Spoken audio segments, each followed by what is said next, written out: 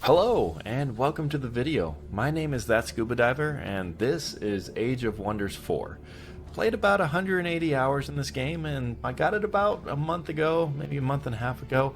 It's been wonderful. I've gone through just about all of the scenarios that we have that the game has to offer. I haven't finished the Umbral Abyss DLC, but I've gone through the main campaign and the first DLC expansion. For this video, what I wanted to do is actually just dive into the first scenario. This video is really going to be focused on anyone wanting to come into this game, anyone who's interested in this game. So hopefully it's a good learning tool you can use, or just maybe entertainment to have on in the background or whatnot. But anyways, first up, we're going to start a new game. A few things here. These are the story realms. This is the final realm, the final DLC. We're going to go to the completed realms, and we're going to go to this initiation realm. This is the first realm you're going to see when you start up the game for the first time. So it's a beginner scenario. As beginner scenarios have, they only have the relaxed difficulty, easy, and normal. When we get into some of the later games, you'll actually have a hard difficulty. And we're going to be playing on the hardest difficulty for each of these realms as we can. The reason for that is I want to show you how to play this game at the best possible way, so that when you play on maybe an easier difficulty, you'll have some strategies that you can implement from what you've seen here. Alright, next you have your factions. What's great about Age of Wonders 4 is you can create so many different types of factions. As you can see here, some of these are generated through the campaigns I've played, and some of them are the ones that I've created myself. What we're going to do is we're going to actually create a faction. The faction that I like, the race that I like the most, is the lizard folk. But as you can see here, you have a lot of different types of races that you can go with. Some of these other races, such as the DD, EA, PF, those are all different types of DLCs. For this one, we're going to be going with the Lizard Folk. Lizard Folk, they focus more on poisoning, doing a lot of blight damage, and really helping with evolutions. The pieces here, the traits, are your cold-blooded, your poisonous, and your tenacious. These traits can be changed. Right now we're going to be playing with just the normal traits so that you don't have to get too confused or bogged down with what any of these traits are. But what you want to know is that cold-blooded is going to reduce that morale loss for your units, which is great when you're fighting on the battlefield. Your poisonous is it's going to increase the blight resistance. Any other units that are attacking our guys, if they do blight damage, it's going to be reduced. And we have a 60% chance of poisoning enemies. Poisoning is going to really do that damage over time. As you can hover over here, you can see that it's a sustained 4 blight damage each turn. You can stack that up to 5 times, which means you can do 20 blight damage a turn if you get it to the max stack. And then lastly, tenacious, damage penalties from casualties are halved. So that's just going to be allowing us to maintain ourselves through some of our campaigns a little bit longer. Alright. Next we go on to culture. So our cultures, as you can see, you got feudal, high, barbarian, primal, reaver, industrious, dark, and mystic. We're actually going to go with the reaver. So for us, we really like the chaos faction. Chaos factions, I apologize. We're actually going to go with the barbarian faction. I meant to say barbarian. What's great about barbarian factions is we have the Savage Strike ability, which allows for some more blight damage to occur when a critical hit occurs. So the more ways that we can increase a critical hit chance, the better our units are going to be for actually creating more blight damage, just stacking that on top of what we already have. Again, we have a higher food income and draft income. I'll talk a little bit more about those once we get into the game. Lastly, ritual of that essentially just means that we can increase our health while moving through the world map by going to our city capital or one of our outposts. It's also going to refresh our abilities to walk. So that's something that's really important for us if we want to start moving through the maps pretty quickly. Okay, and you're on to society traits. Society traits, there's a lot of them. You have a lot of order affinity traits, you have chaos affinity traits, astral affinity traits, your nature affinity traits, Materium affinity traits, and then lastly your shadow affinity traits.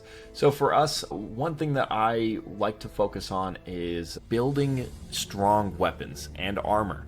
In order for us to do that, we need to actually have the what do you call it? The item forge. Reclaimers is going to actually do that for us. You can build the item forge later in the game, but it's going to immediately give you the item forge up front. Item forges allow us to create bows, staffs, shields, anything like that, and they can do a lot of different abilities, which is great for us because what we want to do is we want to increase the critical hit chance while also increasing our defenses against certain attacks, whether it be physical, blight like we were just talking about, or spirit, or decaying, or things like that. Anyways, we can choose one more trait, so we choose 2 traits.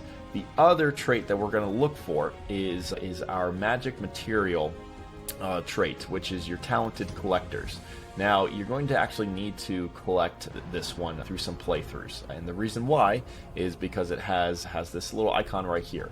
What that means is when you play through the game, you'll have a pantheon, and that pantheon will have certain unlocks that you can do. Talented Collectors is one of those unlocks. The reason why Reclaimers and Talented Collectors is because your magic material is what we use to actually create different types of weapons or different abilities for your weapons, armor, things like that. And it can go into a little bit more detail here. But because that's nearby, it just makes it a little bit nicer. Also, the effect here is any magic material that we have in our domain, we're just going to increase each one of our skills, your gold, mana, knowledge, food, production, and draft all together. So, with that said, we have our society traits. We're going to go into our tombs. So our tomb that we're going to be looking for is, we're going to go with Tomb of Evolution first. Tomb of Evolution, again, this is going to be one of the tombs that you use with one of the DLCs. Another tomb at the beginning that we would be using if you didn't have a DLC would be your Tomb of Beasts. Tomb of Beasts has a few cool items that we will be researching. We will be using the Tomb of Beasts at some point in our playthrough, but we're just choosing the first one right off the bat. So the reason why we choose Tomb of Evolution is in my case, I really like the Slither hatchlings. You have your Wyvern fledgling that you can summon, but the Slither hatchlings, in my opinion, I just find them to be a lot better, especially with what we're going to be working with. Reason why is when you hover over the Slither hatchling, you can see all of its data right here. It has a melee strike and a venomous spit. So what that means is it's a skirmish unit. Skirmish units can do range attacks and physical upfront attacks. This unit also is an evolution unit. So what that means is the more you rank up this unit, the stronger it's going to become, up to the point where it becomes a legend, and then it actually evolves into a Slither itself. Now the Slither is an extremely powerful tier 3 unit, and what it does is exactly the same thing as a Slither hatchling, just better. And as you can see, 14 blight damage with the venom spit instead of the 7 blight damage from the Slither hatchling, and then just a little bit more from the melee strike. It has draconic rage as well, and so what that means is the lower the health, once it reaches 60% or lower, it starts dealing 30% more damage, and so that's important. Also, it has slip away. When this unit's hit points are reduced to 0, it is displaced by 3 hexes and heals 15% temporary hit points. It only happens once. If it gets killed again, then it's completely dead. With that said, let's choose this. Oh, a few other things. You also have these spells. Youthful Regeneration is going to heal units. Your Rapid Evolution enchantment, that is a unit enchantment. So what that means is it's going to affect certain units that you have. So your enchanted units, which are going to be something like your Slither hatchlings, they have a 20% experience from combat, which is great for units that need to be leveled up quickly. Down here, this will just explain to you the effects that the unit, or what units are affected by this enchantment. So units that evolve, when we get into the game, once we start making them, it'll show a little number here, and you can hover over it to see what units you have. Draconic Vitality, again, it's a minor race transformation. What that just allows for is our starting units and the units that are in our race that are not these Slither hatchlings, but units that are in our race, they are going to increase in health the more experience that they get. And lastly, your initial bonuses that you get are Nature Affinity and your Chaos Affinity. The reason why these things are important is you have an affinity tree, which will unlock certain bonuses. We'll get into that once we get into the game. And then lastly, you have a Shepherd skill. This is a novice hero skill, which is going to be used for your heroes. So while army leader, all units with Evolve in army have minus 20% unit upkeep, 2 defense, and 1 resistance. So this is really important when we start making these Slither hatchlings. But however, once they turn into a Slither, they no longer have that Evolve trait. So that Shepherd no longer works for these Slithers. With that said, we're going to jump right on in here. I'm talking a lot, but I'm trying to explain as much as I can. What we're going to do is we're going to play as a champion. I'd really like to keep with this one character the entire way through this entire series. And if you guys have any questions on what's going on or anything you'd improved while you're watching this game, just let me know. All right, for your champion, this is going to show you what this champion will do, what basically just a normal champion has. So all cities have 10% gold income and plus 20 city stability. The throne creates more units a little bit quicker, and all non-hero units gain 20% experience.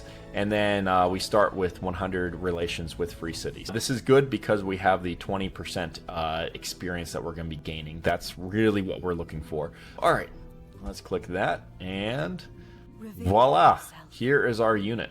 Here we can actually make different changes to our race. The only thing that we're going to do here is we're going to look at updating any of our starting weapons that we have.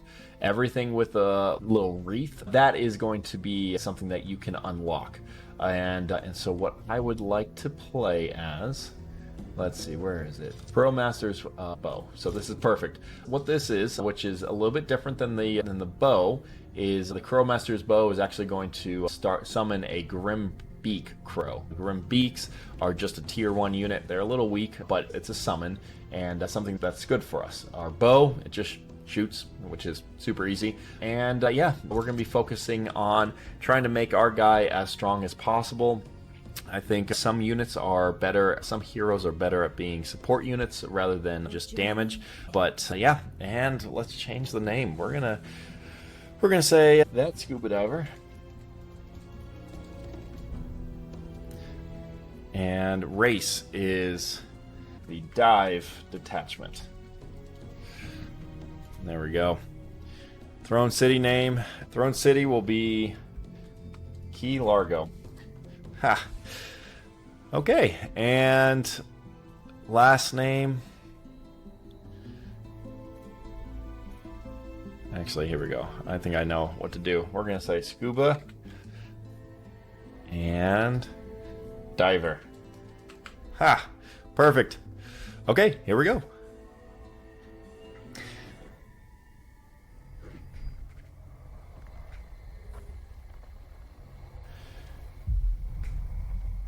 Okay, so here we are loading into the game. We don't start out with too much around us. Here it's just going to show us everything that we have starting out. We're lizard folk, we're barbarians, we have everything that we started that I just explained, our talents, and then our abilities right here. Our tomb that we're going to be using, and then lastly up here is our nature affinities. So our starting magic is our Song of Reckless, which turns a target-friendly unit into Berserk, which will make them uncontrollable, so they attack the nearest enemy, and 3 Strengthened, which just allows them to attack for 30% more damage. Youthful Regeneration, again, this is what I had talked about briefly, but it heals for 18 temporary hit points. But if the unit is an Evolve unit, it will heal for double, so 36. And it gains Strengthened. Like I said, Strengthened is just 10% damage, so it'll get 10% more damage. And then Resurgence. So Resurgence is when the unit dies in combat, it is revived at the end of combat if its owner is victorious. Revived units are brought back with 50% of their maximum hit points. So it's great to have a Youthful Rejuvenation for any evolved units, and if one was about to die, just pop that on this guy, and if you win, you get him right back. All right. So just to orient you to the map itself, here is our city, Key Largo. You have up on the top left, you have your knowledge. Your knowledge is very important. This is what actually unlocks a lot of the different minor race transformations, spells, things like that. Your Imperium. Your Imperium is going to be what unlocks a lot of things on the tree, the trait tree that I was talking about. It also allows for empire development and negotiations. So it's a rare resource. It's very rare. The more you can get of it, better. You have your Whispering Stones. These are used for your free cities. It just allows you to negotiate with them, do any cooperation agreements, and to make them become your vassals. You have your number of cities. You can go further than your city cap. Right now my city cap is 3, but you can create more than if you want to. It just will create a pretty large penalty if you actually go further than that. And I believe it's 0.25%, so 25% every time you go above your city cap. And then your heroes. So we only have 1 right now, but in 10 turns we'll get another hero. Next, you have your gold. This is the amount of gold that is coming in. So we have 300 gold right now and 102 coming in each turn. Our mana, we have 50 mana plus 20 coming in. And then our world map casting points. These are things that we're going to be using for minor race transformations, any spells, anything like that. Here are our nature affinity, or here's our affinities that we have. Right now we have 3 of the 5. Over here you just have your encyclopedia and your open menu, or sorry, your settings. Down here, so you have your surface mode, and then you have your underground mode. This goes into a little bit more detail. Don't want to go into too much detail, but your underground is just something that is another layer to this game. It's pretty cool. We'll maybe discover a little bit more of that here in the future. You can zoom out, zoom in, and you have your economic overview. So this will show you what can be unlocked the more that you unlock future population. And then you can hide them in the map. All right. Over here, we'll start with the research. So click on the research button, and it's going to bring up your Tomb of Evolution research that you had. Like I said, the Slither is going to be the most important thing that we're going to be researching right now, right off the bat. It's going to take 4 turns to actually research this. So we're just going to click on that. You can see it's right up there. We don't have any empire development, and that's going to be unavailable for 2 turns. The item forge, this is usually not available right off the bat, but because we have that trait that I spoke of that actually allows us to have it immediately, it's perfect. We have 200 binding essence. We can create different the weapons and then different supporting items as well. We're not going to do anything with that just yet, so we're just going to close that. Next, you have your diplomatic overview. Right now, we know that there are 3 rulers, including myself, in this game. This will give you just the overview of who's strongest in what areas. So you have your overall, your military ranking, your expansion ranking, your magic ranking, your economic ranking, and your diplomatic ranking. Ultimately, that's just going to come down to the end game when we start working with them. No free cities have been identified, and we only have our race at the moment. Okay. On to quests. Quests are going to show you your 4 victory conditions plus any other quests that you have on record that you can go for. We'll see a few of these here in a little bit. You can create a bounty. A bounty is something where if there's an enemy you want to destroy, you can post a bounty, and then other can actually accept that bounty and try to complete what you've requested. So far, it's hit or miss a few times, but sometimes it works. Your hero overview, it's just going to show you what heroes you actually have available to you. You can recruit more heroes. Again, you don't have right now we only have 1 hero that we can hold on to, so we cannot recruit any more heroes. However, these are heroes that we can use in the future if we want to, but we'll need that Imperium, like I talked about up here, to increase that hero cap if we wanted to get those heroes a little bit sooner. Next, your magic material. This is really important for us when we want to start using the item forge. So the more magic material that we have, the stronger our items can become. I'll explain this later in the video, but just right now you have 9 different magic materials that you want to be collecting. I'm looking on the map right now, and I believe the magic material that we have here is your haste berries. So haste berries are right here. So Haste berries, they allow for mobility, evasion, and extra actions. And when you actually unlock it, your haste berries are going to allow for 20 plus recruitment, which is great. And yep.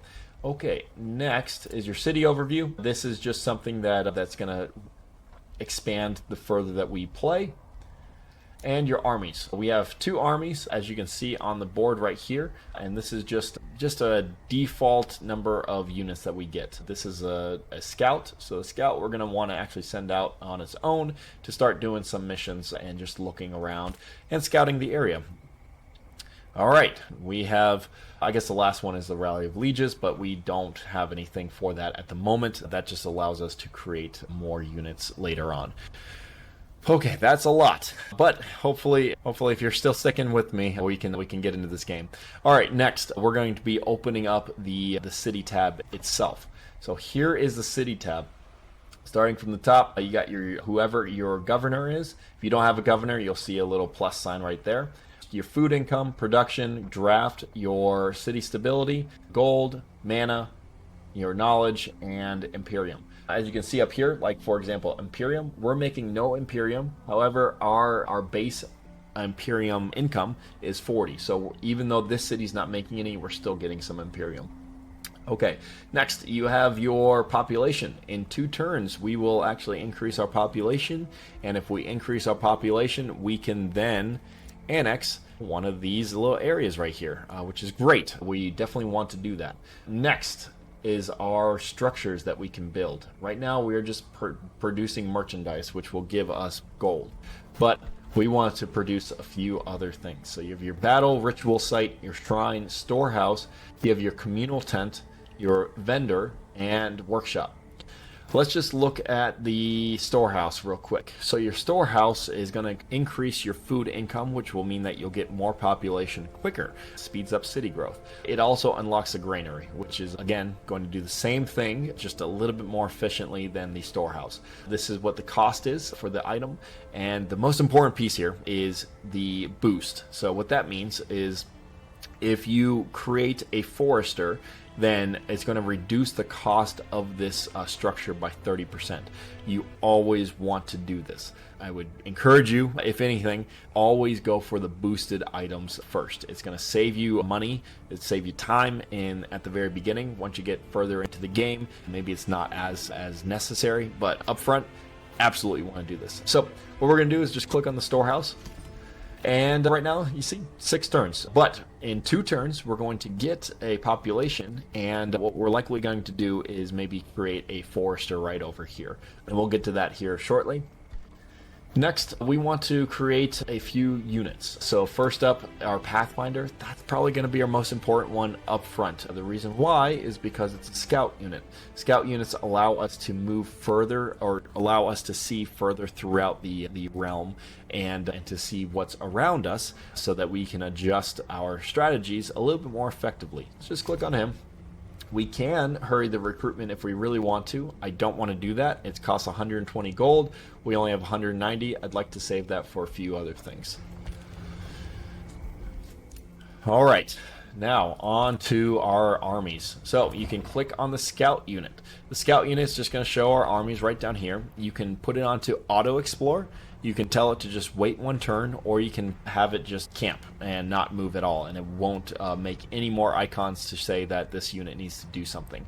The other pieces here, you can just identify where you would like to settle outposts, or which armies would aid this army in battle if it was attacked. This is if we start getting closer to some of these attacks right over here. So if we actually got rid of that, then we can actually see, I see. I haven't really clicked on this button before. So this red outline is going to show you in this sphere. As you can see, this army right here is highlighted. It's going to show you what units are actually going to aid you in battle. So if we come over here, that red outline, like I said before, is coming around over here. That's going to show that if we actually fight this battle right now, our army would have this other 4 stack helping us out.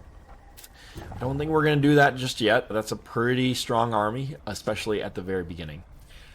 What we want to do is we want to look for these things, that there's a food stash here and that there is a production stash here. I think we're going to want to do the food stash first. The reason why is because if we do the food stash first, get that, and then get the food income, we can ensure that we have the forester up front. So let's do that. We'll left click.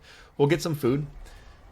This comes down to 1 turn, so perfect. We will then move our guy.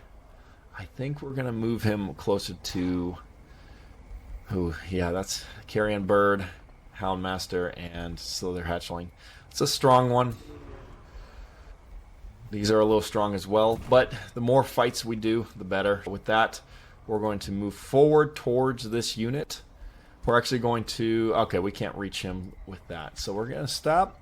We're going to end our turn. These units are going to move around. We will then continue to search. Another thing that you can look at is you can just look around the map. You can see outlines of things. So there's an outline right here. There's an outline right here. There's a big outline right here. And what I can tell you from that is these larger outlines like this, it's a wonder. Essentially, Civ 5 have wonders. This is something similar to that. I can't remember the name off the top of my head, but this, I can tell you right now, this is a gold city wonder. Very difficult battle. Each of them have battles, but they provide a lot of resources. These are just little outposts, not outposts, watchtowers. Watchtowers will open up the field of view for you to see around you and what's near and what's far away. So very useful. We have a mana stash, and we have another mana stash right here. This mana stash might be guarded. It is. Okay. So we're just going to continue on our merry way. These red things that you see right here, I know you've seen 2 of them now. They are infestations. They have stronger enemies in there, but if you can clear them out, they're better. They'll give you a lot of resources. Now, these infestations will also attack you. So if you aren't careful, you might end up losing one of your armies. These guys will not attack you. You actually have to attack them, and that's what we're going to do here. Here's our battle screen. You can auto combat, manual combat. Because we're attacking, you can actually retreat. What we want to do is, let's just do an auto combat real quick, see how this turns out. I'm expecting something to die. Yeah, it's a tough battle because there's a lot of ranged, 2 ranged units and then 1 tier 2 fighting unit. So they took out our war shaman, so we don't want to do that. Let's retry the battle. We're going to go into this fight. Because we attack them first, the AI will actually go first. Now, I have summoned a Grimback Crow. Grimback Crow is great because it's going to actually allow us to disrupt a few of these guys. Again, orientation here, if this is the first time that you're seeing this game. A few things that you can look on here is you can see that this is a combat summon. There's always going to be something over here, any of the statuses that you see. This combat summon is very weak. It has no resistance at all and only 60 hit points. Other things on here, you got your skirmisher unit. So your skirmisher unit is poisonous, so it has some blight resistance, and any melee attacks have 60% chance of becoming poisoned. On here you have some of your abilities. You have your javelin throw, and then you also have your regular melee strike. Your javelin throw is going to be where you actually throw a javelin, but that javelin is going to sunder defense. Sunder defense means that the enemy reduces their defense by 1 and status resistance by 1, and you can stack that up to 5 times. For example, if we attacked this guy and we sundered his defense, it would only happen once, but it would reduce his armor by 1 and his resistance by 1, which is great. That's really powerful. Alright, so that's generally what you'll see on some of these units. So each one of them have just a few different things that they can do, but up front, we're going to get our guys into a defensive mode. The areas that we want to work towards is just sticking a little bit closer. I think having him right over here should be fine.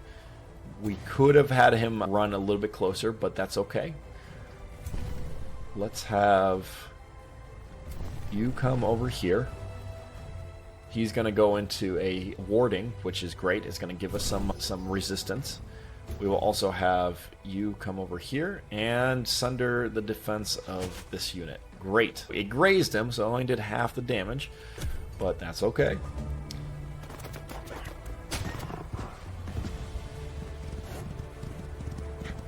Here they are moving. Oh, and does he die? Oh, he doesn't. Oh my gosh. That was very close. Wow. That was much closer than I was expecting. Okay, with that said, let's kill a few of these guys. We're gonna kill this hound right here. Boom. Got one. We cannot move out of this area just yet. Actually, I think we can. I think he has slip away. Does he have slip away? Let's see. Yes, he does. He has slippery. What that means is this unit will not trigger opportunity attacks, which is great, which means I need to actually move him way further away, all the way over here. I do not want him being killed just right off the bat. I think what we're going to want to do, kill the Slither is probably our best bet right now. Got the Slither into Draconic Rage.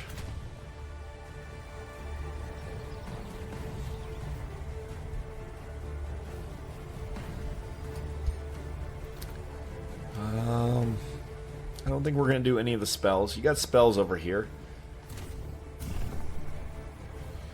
But this will give him poison. That will kill him. I will get attacked here. I could also stun him. Yeah, I think we're going to want to just attack him so that he doesn't actually get over to our guy. Right over here. And I don't know if he can reach us. Oh yeah, no, he can absolutely reach us. Okay, so we're gonna heal this guy up. He's gonna be healed up to 18 health.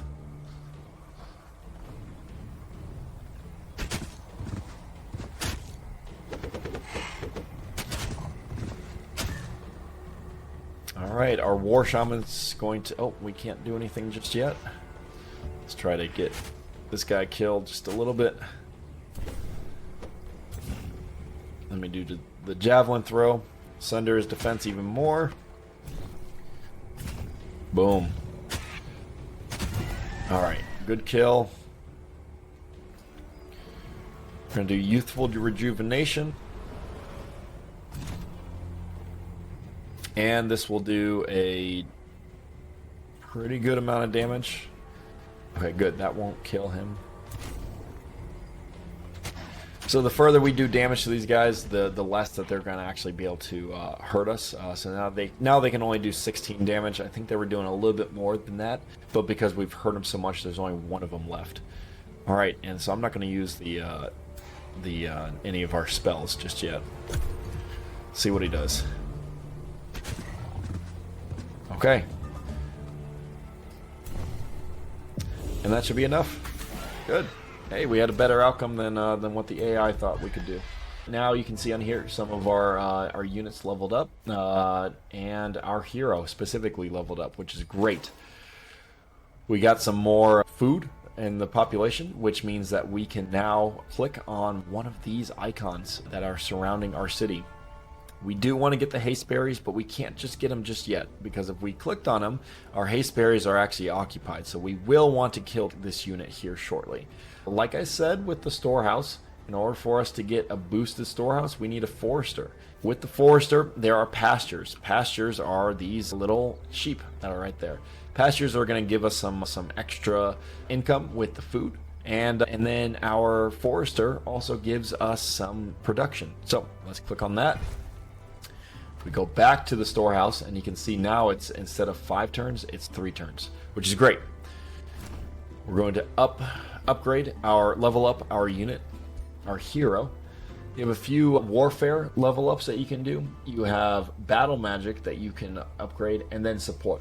Support is something that we might want to look at doing. I think for the time being,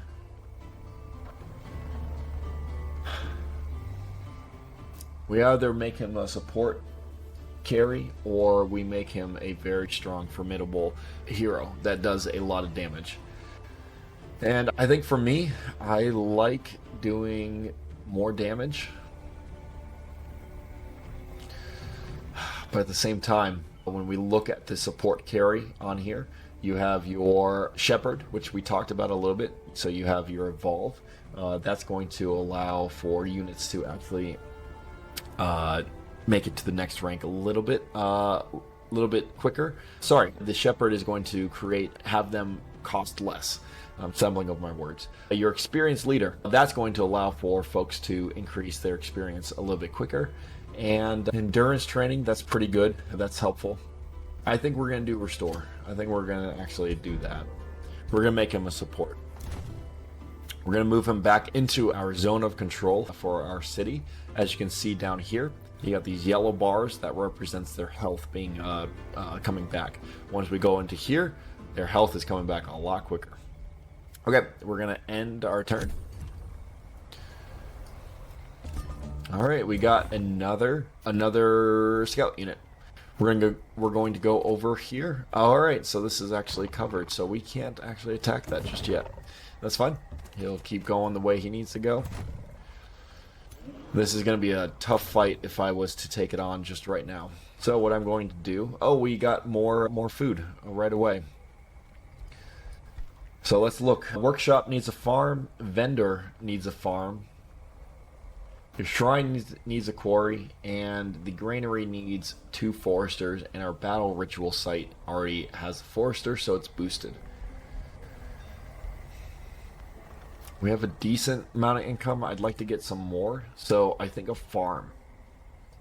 I think we want to do a farm, and looking at the site, I think the farm right here should be a good spot. Next, let's create another Sunderer. And can we fight this unit? I think we might be able to. Yeah, I'd like to fight him right now. The reason why is the more experience that we get, the stronger these guys are going to become. We can also move this guy over, so I think having the scout in the fight would be something that would be helpful.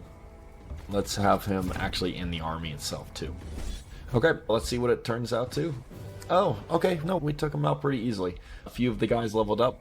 That's good enough for me. We got a Wand of Inversion. Removes all negative status effects from the target ally and grants a random positive effect for each negative one removed. That's perfect.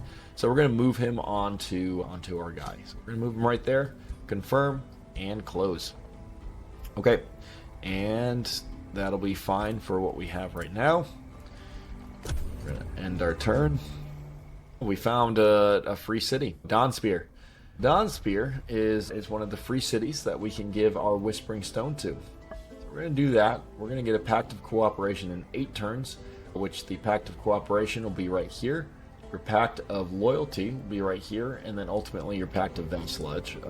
And that's what we ultimately want to get up closer to.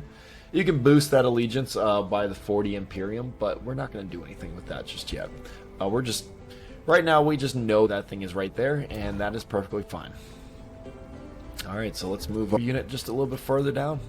Now we have a cave right here, which will show a cave entrance into the underground passage. We'll maybe explore that in a little bit. We're going to move our guy back, get him healed up. We need to get our scout out and about again. We're going to end our turn, and now we got our Sunderer. Our Sunderer is going to come over and join our unit here. We're going to go right here, come into our actual territory, and then fight from our territory. That just allows us to heal up a little bit quicker once we finish the battle. Let's do a auto combat. See if anyone dies. No one dies. Perfect. All right, we're going to close that out. We're going to come back on over here. Our hero leveled up, so let's scroll down to the support. We really want the Shepherd. Shepherd's not going to help us out just at the moment, so I think the Inspiring Hero or Inspiring Leader is going to be something that we might want to look at. Vigor, not really something we want for an archer unit. Let's just do Inspiring Leader. When you look up here, you can see 20 mana, 87 gold, and we confirm, and now it's 95 gold. So that just helped to increase our income. As you can see up here, we no longer have a research. You also have these icons over here, which will help you out in understanding where some of the actions that need to be taken. So we're gonna continue with our scout. We're gonna go into the underground passage, and it doesn't really look like we can go much of anywhere. You have the layer of silk. That is an ancient wonder. It's a bronze one, so it's a little bit easier to clear, but you need a hero to actually clear that. So we're going to come back out and start heading our way down this way. We're going to move on the road over here. Can we get out of the... Yes, we can. So we're going to keep on the road over here. We can now actually annex the haste berries in a more efficient manner. For me, I really like increasing research. For me, research is very important in this game. We're going to create a research post. If you like mana, you can create a conduit. These are what these two things represent. Research post right there. Because we completed the Slither hatchling, we can now actually recruit him. There's our Slither hatchling. It only takes one turn. As you can see, now these guys only take one turn. And that's because we got our haste berries, which is great. Let's also look at choosing the next item. And I think the next item we want to do is our workshop. Again, that'll increase our draft income, which is great. Make more units. We're going to move our army. Let's see, small monster den. That's actually not too bad. That's not a bad fight.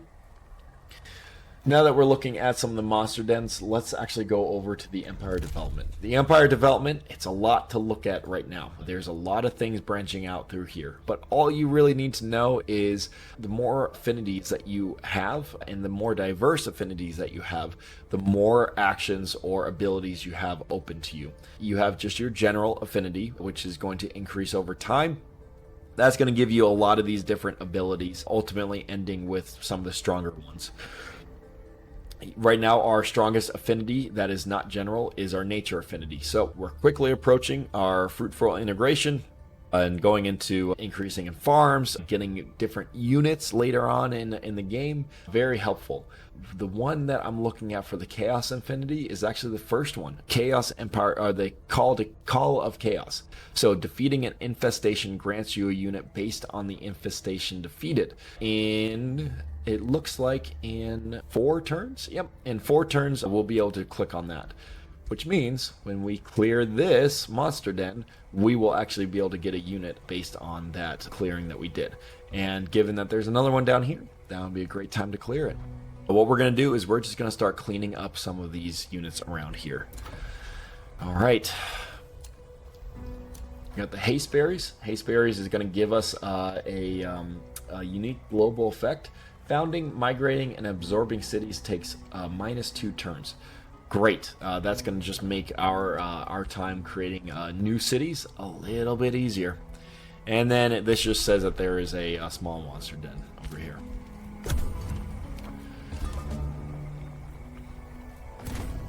All right, so we're going to fight the this unit that's right over here. Oh, very cool. Okay, so this is going to, we can go into a little bit of some of the alignment that you can have. You can be an evil character. Evil characters are going to mix well with other evil characters, as that would make sense. And then positive characters, people who are a little bit more positive, they're going to mix well with people who are positive as well. It just depends on how you are playing the game. In our case, we don't really have we're neutral. So whichever way we want to go is going to be the way we can go. And then we also have the ability to get more mana. I think we're getting mana right now. We're not having to use too much mana, and we will be getting more mana later on. I know that we're going to start using mana for minor race transformations, and I'm wondering if it's worth actually just fighting to get some of that experience. I don't think so. So what we're going to do is we're actually just going to get that mana. They're going to go away. We're going to get some production done, which will actually end what we were looking at building. So we're going to go back in. We can create a vendor, which will give us some money. We can also look and see, okay, there's a shrine. That gives us more mana. Or a stone mason. That gives us a lot more production. We also have a boosted communal tent. Communal tent is something that we do want to start looking at working towards. I think we're going to do that, actually. Look on that. We're going to create another slither hatchling as well, because our slither hatchling just hatched. And we'll bring him over here. Bring those guys back over here. And they said, what is a quarry?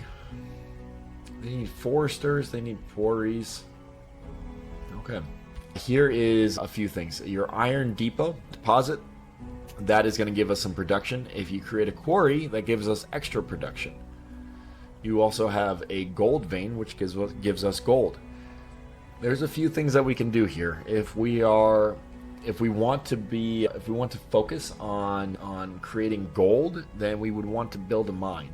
If we want to create gold later on in the game, we can build the mine later on. For example, what I mean by that is we'll build the quarry right now, but if we didn't like that, our province, so the quarry that we made, this quarry right here, we can replace that with a mine, and that would be great if we wanted to get more gold later on. Same with the research post. We can create anything else that we want to do. So it doesn't mean that because we created a quarry that it's only going to be a quarry. That's not the case. We can always get something different, and I've only ever used that once or twice, but it still works. It's still something that's good to have.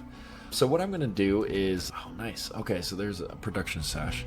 I think I'm going to put these guys onto auto explore. We'll have them auto explore. We're going to set our arcane research. Vision of victory is pretty nice. That gives us 3 fortune, which gives us extra critical hit chance. Rapid evolution. I think that's actually what we want right now. Vision of victory, I'll get a little bit later. Okay, and we have our new skills that we can create. Founding and absorbing cities. Oh, I did not mean to click that. That is okay. So be it. We'll have the fruitful integration, which we're going to be creating cities here soon anyways. I'm looking at a few of these areas up here. These are good spots to create cities. What we want to do is any cities that are about 8 spots away from your other cities. So 1, 2, 3, 4, maybe not 8. We could do 5. We have the gold wonder over here, so we might want to be closer to that so we can annex it. Okay, so we'll end our turn. Let's see. Okay, here is that free city that we saw. We have a few things that we can do here. So we can give them 159 gold and gain a lot of relations with this free city.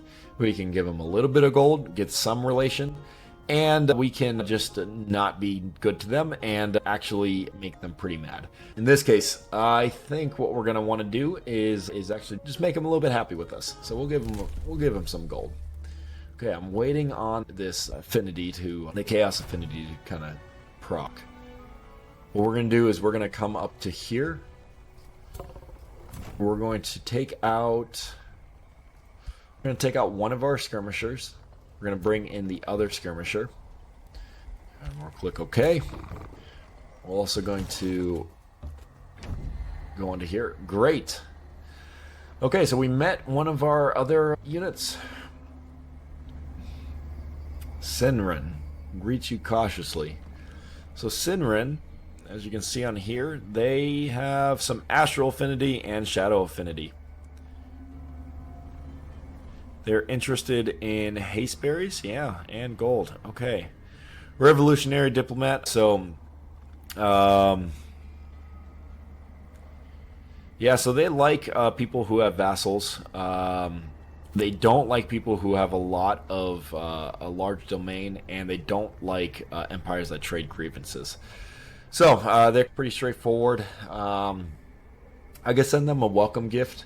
I want to start I want to start moving them towards war and seeing how that war would play out. But what we're going to do is just give them a threatening welcome. That works for us. That just makes it so that they are a little bit, our empire relations are deteriorating. And what I can do is declare a rivalry and also fabricate grievances. This will get us very close to war. Don't want to do that just yet. And okay, so he saw him right there. Somewhere over here is that guy. We're going to put him onto the auto explore.